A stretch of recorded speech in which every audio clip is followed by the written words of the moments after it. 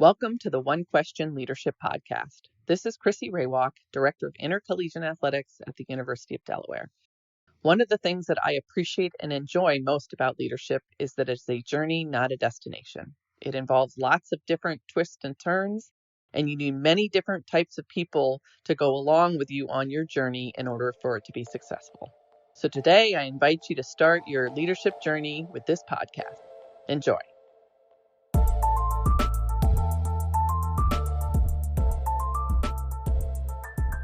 Greetings, this is Ty Brown, and welcome to the One Question Leadership Podcast, where we highlight executive and organizational leadership. Be sure to follow us on Twitter and Instagram at 1Q Leadership.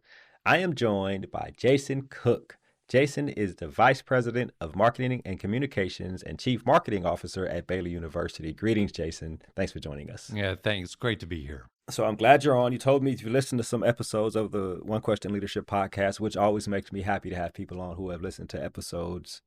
But I have you on because your background is you started in college athletics and worked your way up, worked in corporate, and then came back to college athletics and at a senior level. And you have a lot of experience on campus outside of athletics in terms of working at a high level in terms of marketing and communications. What I want to do is start a little bit, really from the beginning. You started off as a student worker in communications, an SID. Mm-hmm. So tell me about that experience, which seems to be an integral part of what you do now. Well, I'll tell you what, my career path has been circuitous at best, but yeah, I've just been blessed. A lot of doors have opened for me in some places, and all these experiences just build upon each other. But I recall working in what we call the dungeon at Mississippi State in the basketball arena there. But we had some leaders there who really invested in student workers, and that was the mid 1990s. Mississippi State being one of the smaller SEC schools at the time, and the students, we had to work. And so I was very privileged to follow Scott Strickland as the baseball SID at Mississippi State. So he was a senior student,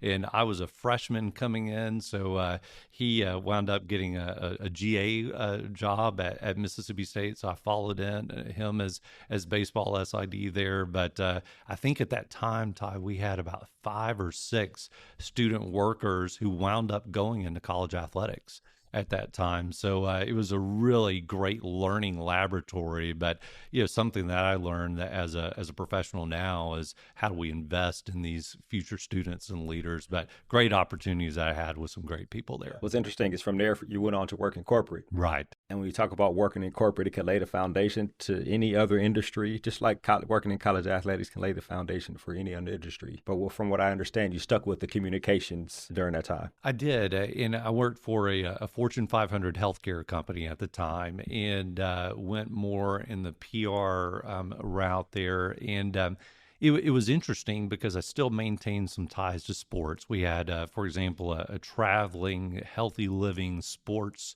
traveling show that went around the country. And at that time, I had a lot of professional and Olympic athletes involved in there. So I still had a little bit of an itch. The company had sports medicine partnerships with professional teams and colleges and universities around the country.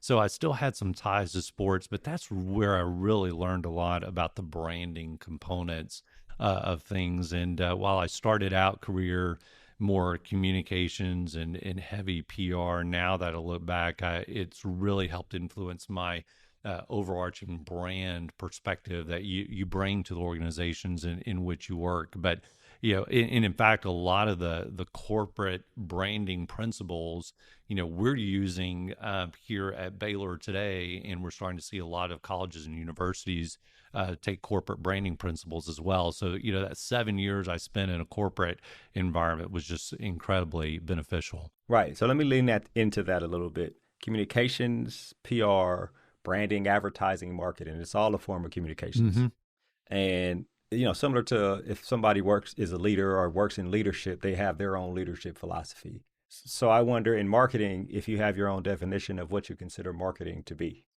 Yeah, it's in today. It's amazing how the industry has just shifted so much. Today, it's all about content. and how you create compelling content as you do with your podcast. But even for me at the institutional level, how do we create content that's going to achieve our objectives as an institution as part of that? So I think that for one of the things that I try to kind of look at as a foundation is that, brands are built by a series of moments over time.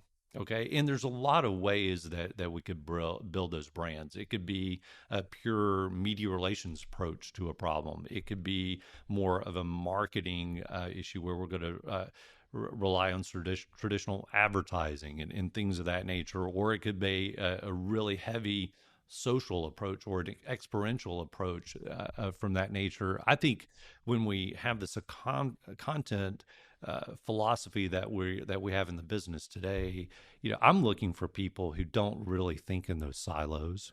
I'm looking for people who are going to have that brand first approach, and they're going to have a lot of different tools in the toolkit that we're going to approach a problem with. So I think that that's really the shift: is how do we look at instead of our silos of marketing, PR, writing, things of that nature, and let's look brand forward.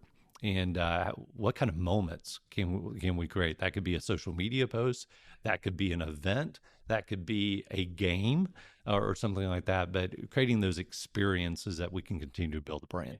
Interesting. Let me tell you how that processed in my head, because how you define that still comes back to communications. Everything, all those things come back to communication, but it depends on the intent of the communication. Right. Like you mentioned, creating content to achieve an objective, right? The content is the communication of the objective. Yes. If it's PR, it's how we tell the story before someone else tells the story for us, right? Or something like that. If it's marketing, we tell people who we are and what we do and what we provide so that they can buy into our product or service. Right. But in the end, it's all communication with the specific objective. I think that was an excellent foundation for when you started off as a student to understand that, all the communicating we're doing, whether it be in different forms, is all really just about communicating with a specific objective. Well, I will tell you what, Ty, probably some of the best days that I have is when I can sit in front of my computer, open up Microsoft Word, and write a press release. And I still try to do that at some times because, at the end of the day, it's what are you trying to accomplish, as you said, and then creating key messages, and how do you communicate those messages in a compelling way? And it doesn't matter if you're doing that through a press release and on Microsoft Word, or you're sitting in front of a video editing platform and creating a 30-second video as part of that. And I think that the intentionality of what we do really makes good marketers, or really makes good brands, or really makes great organizations, is that everything that we do needs to be intentional and have a purpose. So it's not siloed, right? I think about NACTA and the collegiate sport communicators and NACMA, right? The marketing association. They're all forms of communication, but it depends on what the specific objective is that you want to communicate with. Mm-hmm. And then just wondered if they understand that they overlap, right? Because we're all telling a story. Right. So you went from corporate to Texas A&M, right? Yes. Yes. So tell me about that role, because the line still stays in the communication realm, right? You're right. When I first went to A&M, I was working in a little bit in engineering, and that's a big thing at A&M. I think they have 25,000 engineering students now. That's bigger than a lot of universities. And then went over and did a little work in agriculture. I was not a cowboy, and in fact, it's only been in the last couple of years that I got my first pair of cowboy boots. But I did some work in agriculture, and I was just very fortunate that my vice chancellor and dean at that time became the university president. And so that's when I became vice president of marketing and communications there. And A&M had a really good brand at that time, but as we see at a lot of universities and colleges around the country, it didn't have it wasn't a unified brand. And I think part of it is because it was so large. People ask me about my experience at A&M and in the vice president's role, and say it was kind of like working for the United Nations. It was just so big because you have all these colleges and departments, and they were all doing their same thing and doing their same brand. And when you say Texas A&M, probably one of the first things that comes to mind is just maroon, as part of that. And we had departments with logos with purples and greens and things of that nature. So, there was it was this great brand, but it was also a great opportunity that we were able to come in and really standardize and get everyone on the same page from a brand perspective. So I'm on the staff or faculty, and I see we've hired this new vice president for marketing and communications, and he creates a new directive that tells me we're going to rebrand my specific logo for our history department that we've had for the last 50 years, right? Right, right. Tell me about getting everybody on board to change something that they felt like they've had for a long time. You're exactly right. And, I use the United Nations analogy because, the United Nations really can't tell another country what to do. And that's kind of what the experience you have in higher education.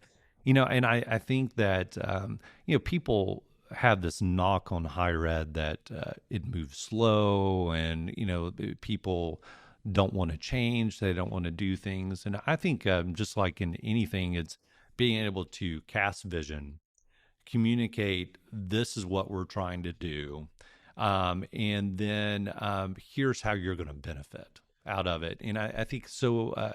In corporate America, you can operate by fiat and say, hey, you're going to do this. If you don't like it, you're gone.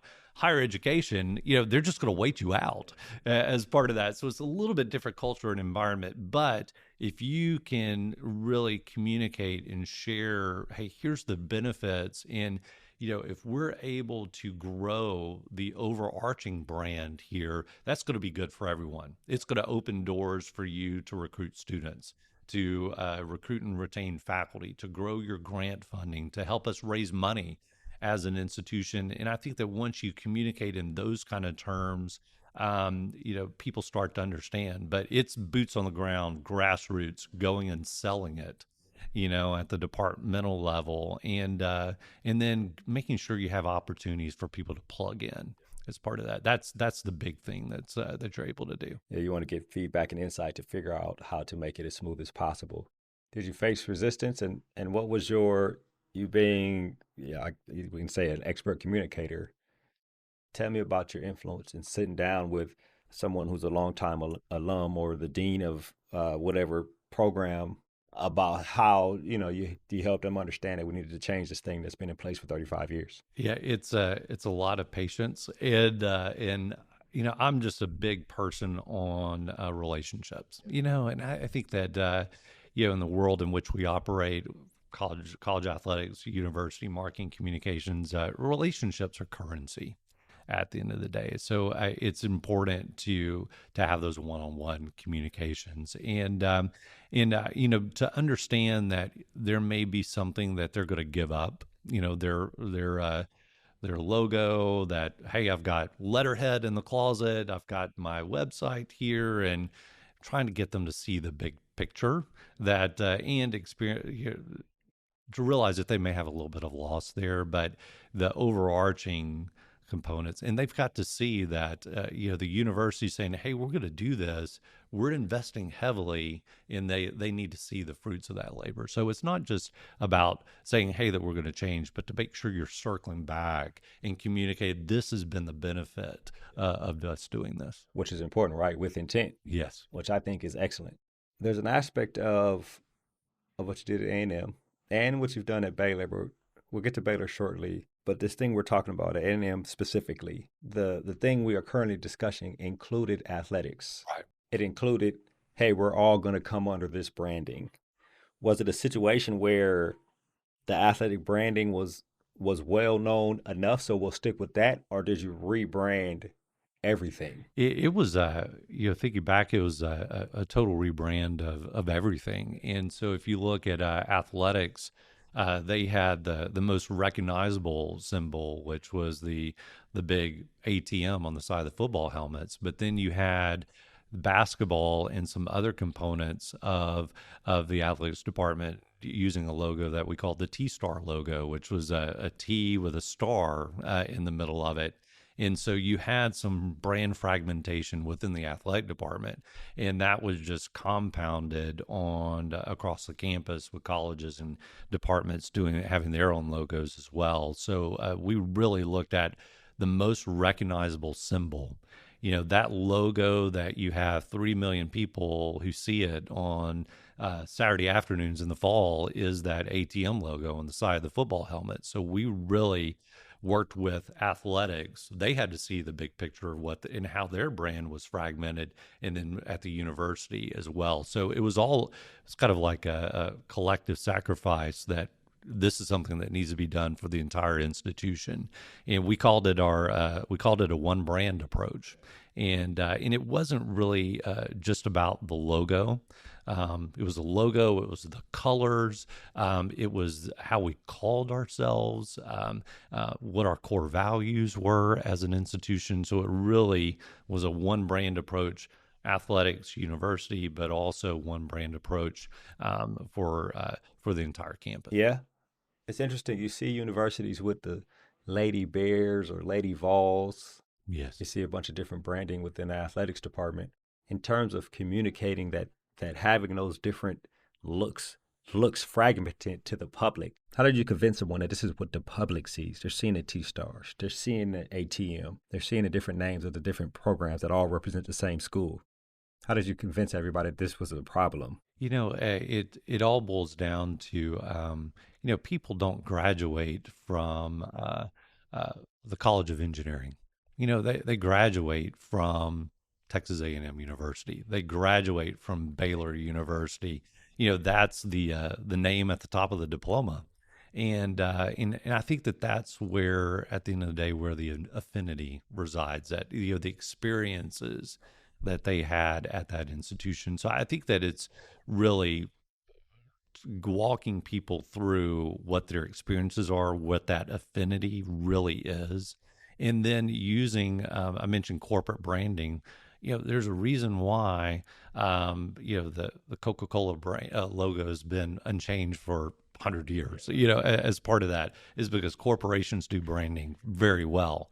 And I think that consistency of experience with a brand, and you can demonstrate through many corporate examples, what Apple has done with their brand. And I think that people see it in their daily lives, but once you show them how fragmented a university's brand is, it really clicks with people as part of that. And, when you look at colleges and universities, and I think that over the past 15 years, there's been a huge shift with colleges and universities taking corporate branding principles there. And you always look at every university has a shield or a seal.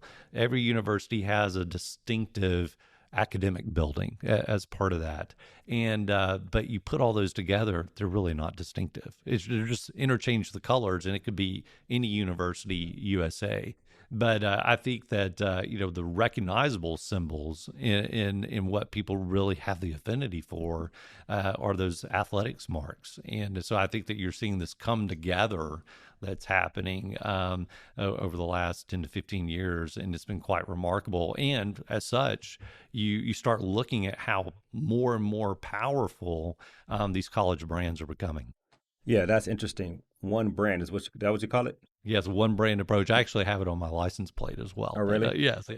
Did you coin that phrase, or? I don't know. I've been I'm getting old, Tai, and I can't remember these days. I remember, we said, hey, we're going to be one brand, and it just kind of stuck. Right, which is important. So one brand approach. You come in, you start that process, and I believe you worked over in athletics too, under the same type of direction, or were you just over external affairs and just took care of everything that everybody looked at in terms of athletics? Yeah, it was when I flipped over to athletics. I was under external affairs, which everything that touched the public. And I think the neat thing about that experience was the relationships that I had on the campus side.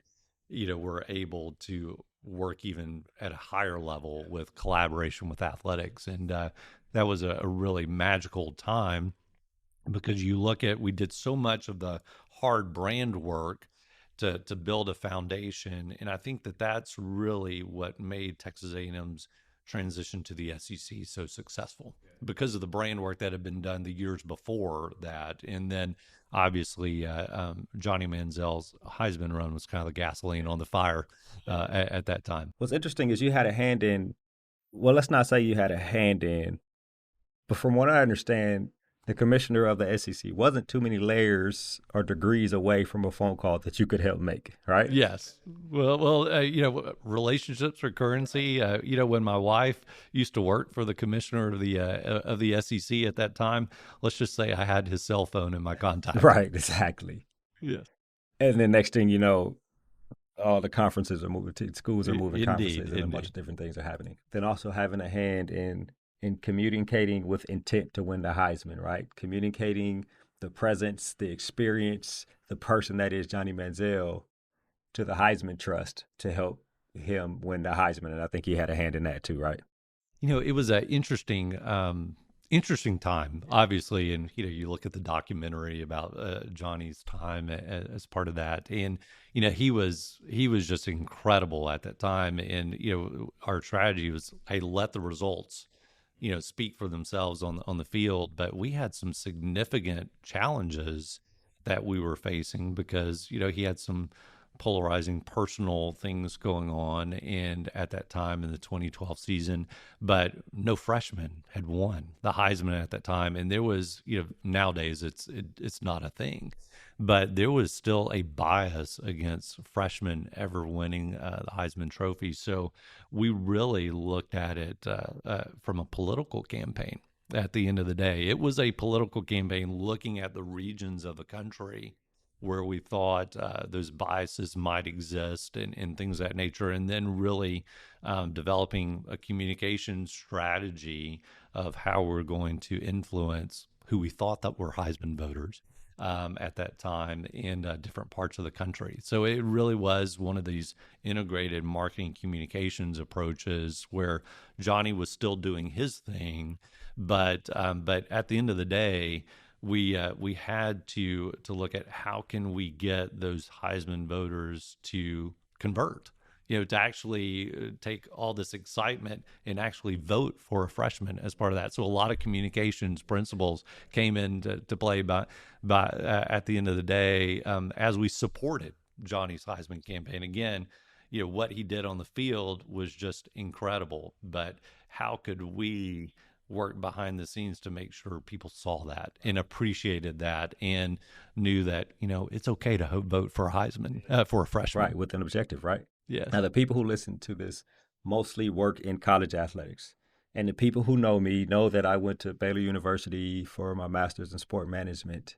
And the people that do have an affinity for Baylor would be very upset if we didn't stop talking about Texas A&M and then start talking about your experience here at Baylor, right? Todd, my boss would be really upset at me if we didn't talk about Baylor because there's a lot to talk about for sure. So the one brand concept, the Jason Cook one brand concept. Yeah. So you got to Baylor at a time when things were, let me give you the veer off here a little bit.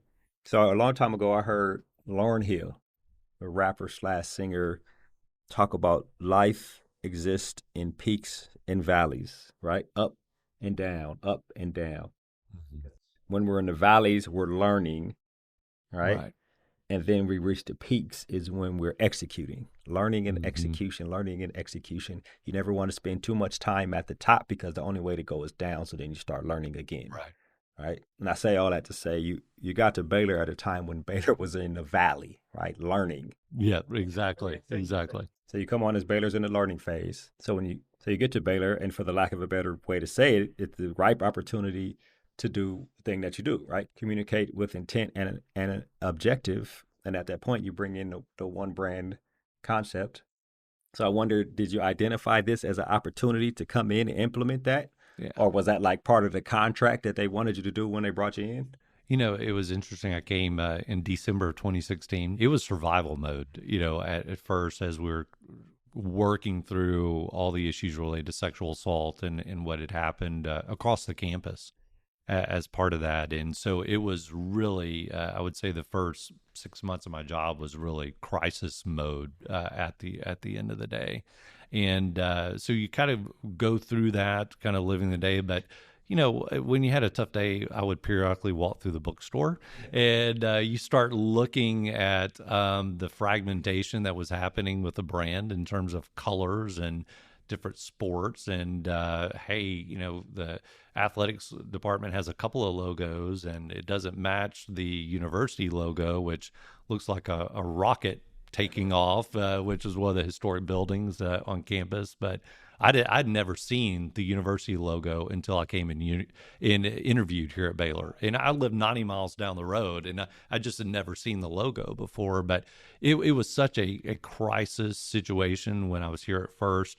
But you start noticing that and say, look, after we get through the immediacy of the crisis situation that we find ourselves in, how do we start rebuilding this brand back? And I think that one part of that obviously is how are we going to physically or visually demonstrate that brand. So I think that we started working towards, we had a new president coming in 6 months after I was here, looking at what our new strategic plan was going to be, what her platform is, how are we going to really reintroduce the Baylor brand as part of that. And so we started that fall of 2017. And, I didn't know, I didn't come in saying that we were going to change logos or change colors. But I think that once we started getting into that, we really needed a reintroduction. We needed a fresh look. How could we turn the page from the past and tell our story in a new and different way to people who may have heard some bad things about us as part of that? So it was just an all-encompassing strategy. But Winston Churchill said, never let a good crisis go to waste. And so you start looking at these times of transitions. What can we do to get that foundation of the brand on a solid footing?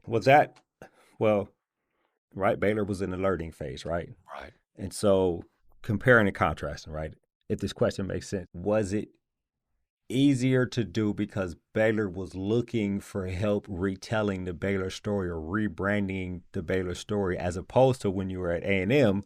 At A&M, you're high flying and things are clicking, and you come in and implement this one brand concept. Tell me about the aspect of the difference there. I do think that in terms of brand shifts, it was a little bit easier here at Baylor because people are hungry for something positive, something new. And I think that when you're in a crisis situation, people are more accepting of change. They give you a little bit of grace as part of that, where A&M was a large established brand and comfortable, and it's a little bit harder to convince. Very successful. It's harder to get convince people to change. But here at Baylor, we had a lot of things to kind of pull from, and we looked at how do we standardize the entire campus on that interlocking BU that you see on the side of the football helmets, and that logo. You do a lot of research, and it had been on the athletics uniform since the mid 1940s.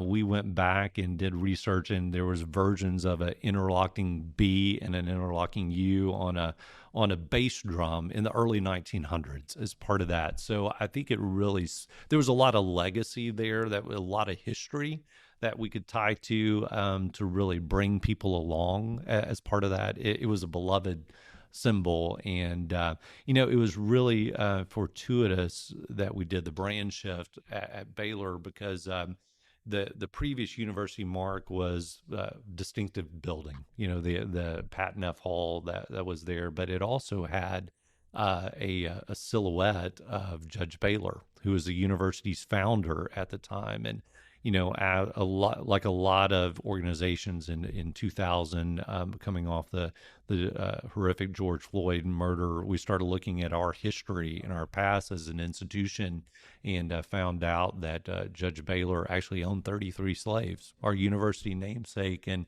it was really a fortuitous brand shift that we made in 2019 as part of that we were able to shift away from that logo and mark, and it really helped us a couple years later as part of that, to where that one man wasn't identifying the entire brand of the institution. It's interesting once you look back how steps come into play. And again, talk about brands are built by a series of moments over time. And we were able to make that shift happen. Yeah, which is interesting. Tell me about some of the partners you had to work with, whether it be at A&M or Baylor. You talk about athletics, right? You got partners like Nike or shoe brands or those types of things. Right. So you had to keep up those relationships. Tell me about that in terms of the marks and getting an insight on design and that whole aspect of the one brand approach and redesigning things. You know what? One unique component of the Baylor experience was different from A&M. The Baylor experience, we let athletics lead the rebrand as part of that, and of course I was on the working group.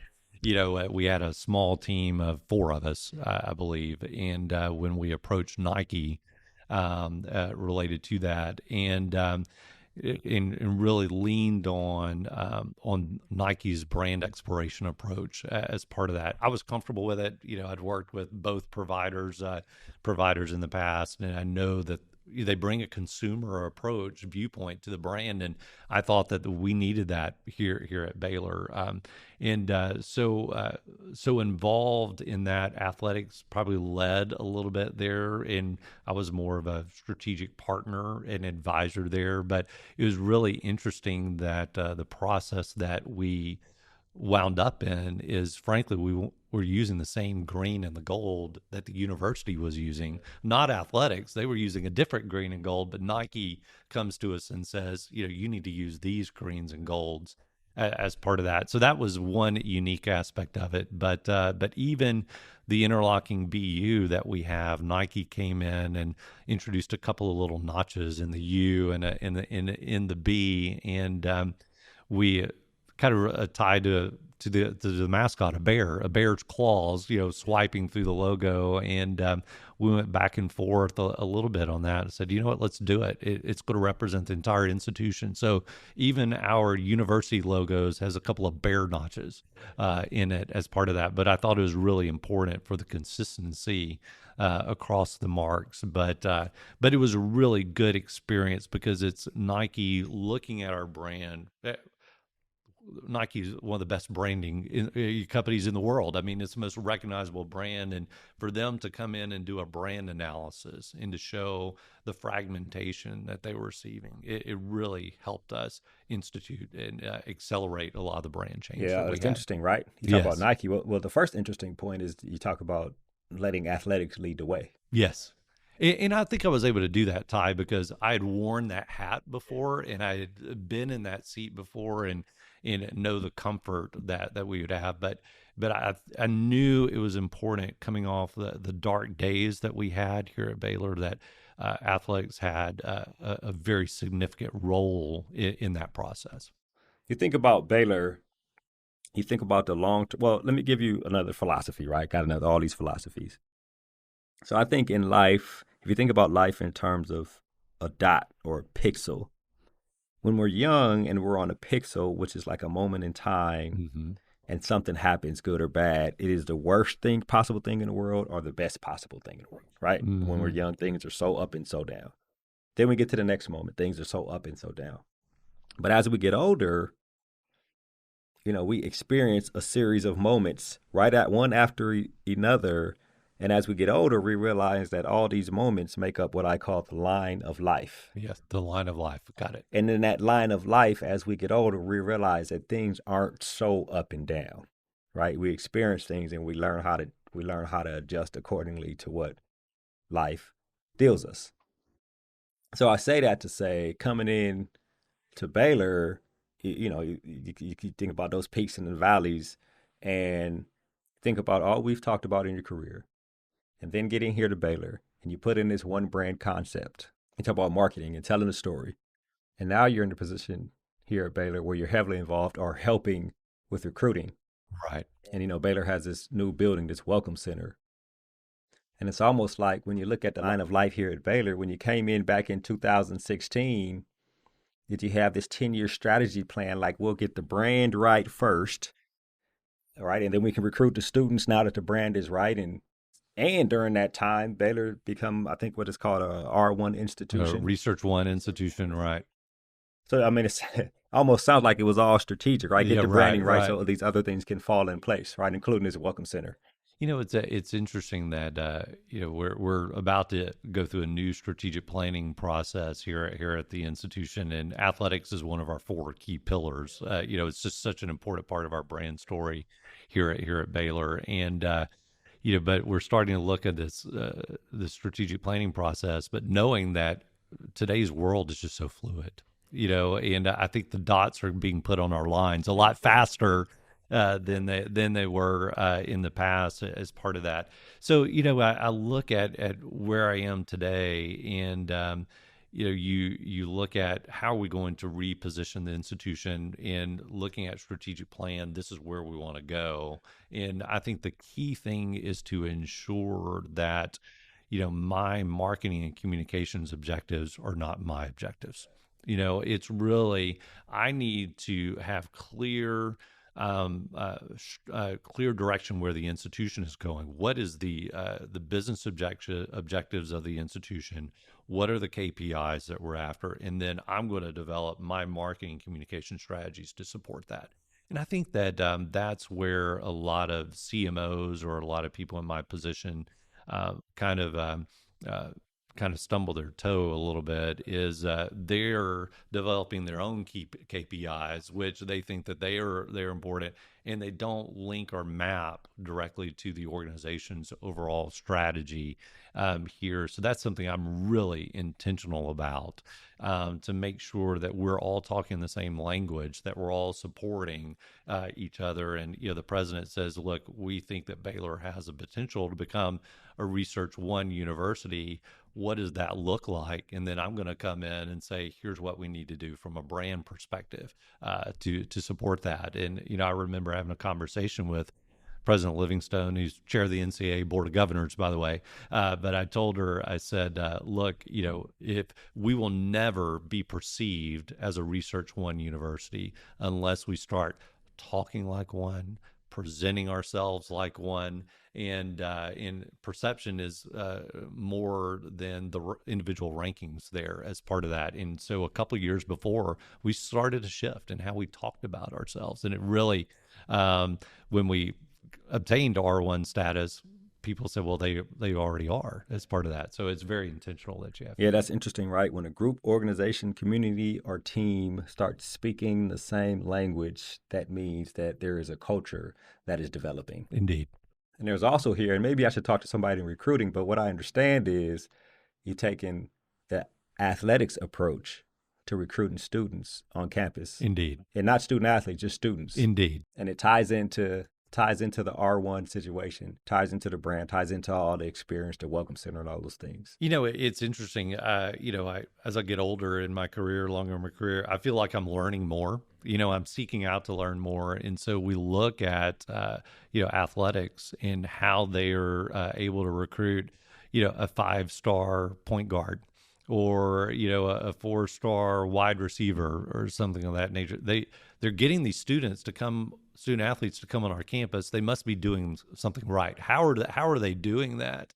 And in really looking at how they position the institution, how they curate that individual recruiting experience for prospective student athletes. That's what we're trying to bring, that strategy here from a recruiting standpoint for what I call regular students as part of that. And in looking at, if we're going to recruit a business student from California, who really aligns with us from a Christian values perspective, for example, we're going to curate a very special experience for that prospective business student, just like we would for a quarterback coming into campus. So it's been really interesting to take a lot of the principles that athletics uses in curating experiences, even down to creating edits for regular students when they commit to coming to Baylor. We're going to do an edit with them wearing their Baylor line jersey with their name on the back of it.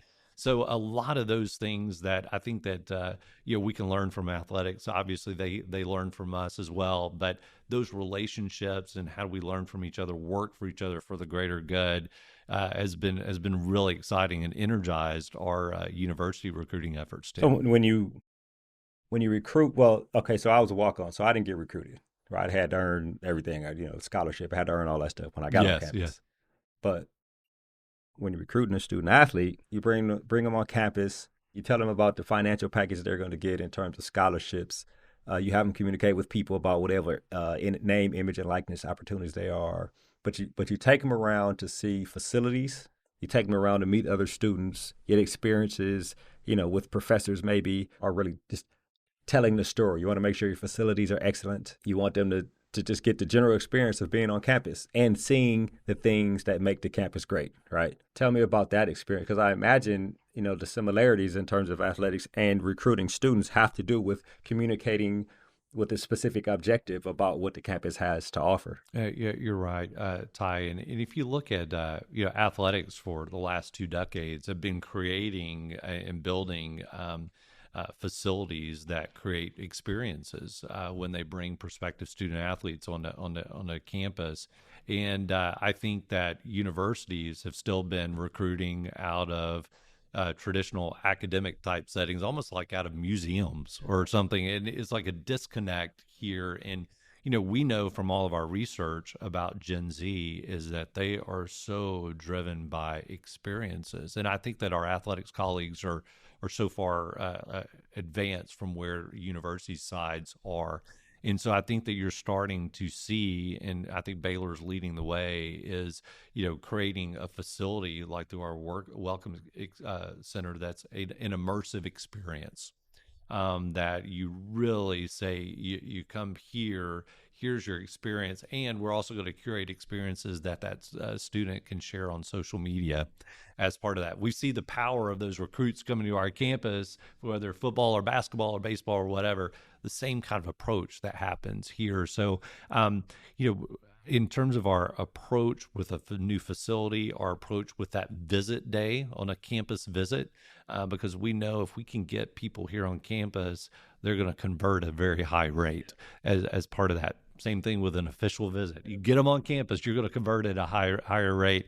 So I think that's been really interesting to see. Just as we saw with this huge shift happening with university marketing around one brands and things of that nature, you're seeing it now with these recruiting centers that are being built for prospective students as well. So it's again it's athletics leading the way in a lot of these areas, but getting the universities to where we can pull together, work together, and make a big impact. That's interesting to me. So I wonder now, when you start mirroring athletics, you're probably going to take on some of the challenges that athletics face, right? You start talking about building new facilities, right? And the school down the street builds a new welcome center, right? So now you're talking about competition in terms of facilities and the arm race. Yes, so, indeed. You invest in these facilities and these experiences, and then the school down the street invest in the facilities and experiences. Now you're competing for students based on the experience you have on campus. And I mean, to me, it can mirror college athletics. So yes. So tell me about that, right? I mean, making the school more desirable for the students, and it becomes a competition when you start doing it like college athletics. Well, I'm excited to say that we're first, the guy with our Welcome Center, but so we have a little bit of head start, but people will catch up pretty fast. And you look, I mean, Baylor being a private institution, we're recruiting against public universities. Great schools here in the state of Texas, public universities. We're a national brand. We recruit from coast to coast as part of that. And so it's a very competitive environment. And I think that people, just like in athletics, they walk into a facility, they see the commitment that an institution has to the student experience, or they walk into a football operations center and they see the commitment to football that an institution happens. So it doesn't matter. We're still dealing with 18 to 22-year-olds as part of that. So again, it's the same principles, but I do think that you're going to, several years ago, it was more about the arms race with the student life centers, the gyms, the rec centers, and things of that nature. And you had some schools building these crazy lazy rivers and things like that. I think tallest rock. Everybody had to measure their climbing walls. I think that now where the focus is on these welcome centers, these recruiting experience, and how can you get a student and their families when they walk on your campus to see themselves there as part of that. And so I do think that you're probably right. This will probably be the next arms race. Next arms race, right? So final question here, and then we can wrap. You know, in life, we go through life and we establish the synapses in our brain in terms of what we like, what we don't like, our habits, our passions, the things we love. I've been informed that within the last 10 years, you developed an affinity for country music that didn't exist before. Now, I may have been informed wrong, but all of a sudden the switch just came on. It did. And you love country music. So tell me about that aspect in terms of your affinity for country music. And I heard that you go to concerts all the time. And I'm a rap music fan, but if I went to concerts all the time, I probably wouldn't be able to hear anymore. So just talk to me a little bit about that. You know, it's interesting how over time our personal brands tend to change. And, you know, I don't know how I was at Texas A&M for 13 years and did not own a pair of cowboy boots. So, you know, I have to come to Baylor. Been here almost, seventh anniversary, complete 7 years. And I come to Baylor and get boots as part of that. You know, I don't know. It's always been, music's been such a big part of my life. And I've gone through seasons, and they probably didn't tell you about. I was in this big yacht rock phase for a while there. I have no idea how I got into that, but I don't know. Country music, maybe it's because being here in Texas and being so much values and that a lot of country music has woven into it, and there's a lot of spiritual overtones in some of the country music, and being at a Christian institution, maybe that goes there. Maybe it's I'm needing to slow down a little bit too. I don't know, but I think it's I love music, but I love the experiences. And my wife jokes with me all the time. She says, Jason, when we go to football games, a lot of times we're disappointed, and my alma mater being Mississippi State, working at Baylor, we had both of my teams had a very rough season this year. But she said, when we go to a concert, we always win as part of that.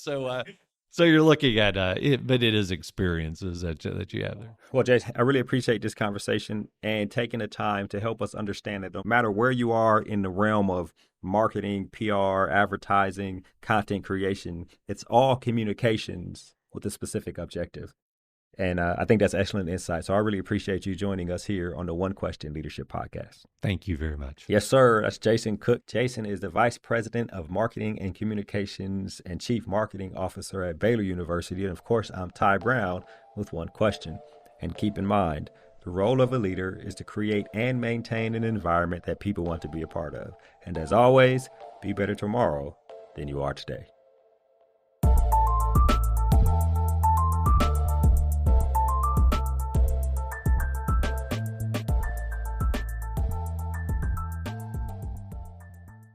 This episode of the One Question Leadership Podcast is produced by Spades Media Group, solving problems using creative leadership.